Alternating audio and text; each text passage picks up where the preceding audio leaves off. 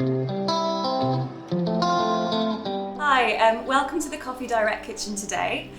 Myself and Etty are going to show you how to make the famous Italian Affogato coffee. So the Affogato coffee was made famous on the streets of Italy and has since ventured over to the UK.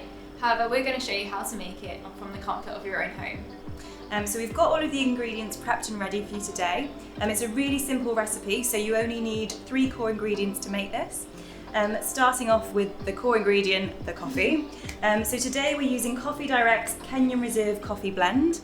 It depends on your taste buds which blend you'd prefer to use, so pick and choose yourself, but you're going to need a double shot of espresso coffee.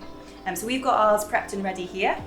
You're also going to need a scoop of gelato. We're using vanilla today. Obviously we have more than a scoop ready to go, but that's for me and Etty afterwards. But you can choose a different flavour if you'd rather get experimental with your flavours. And you will also need a chilled glass. So we've put some ice in our glass to start off with. However, if you prefer to put it in the fridge for a bit, that's equally fine. And the extra cherry on the cake for us, we've got some grated chocolate ready to for the finishing touch right at the end, but that's optional. So the first step is taking to the ice cube and putting it into your bowl or glass. The second step is simply pouring the espresso on top.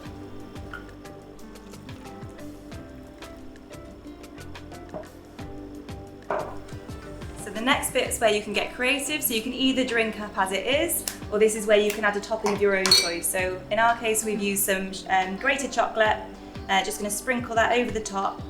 But you can use crumbled nuts, crumbled biscotti, crumbled gingerbread if you prefer. Get creative, give it a go. We hope you enjoy it.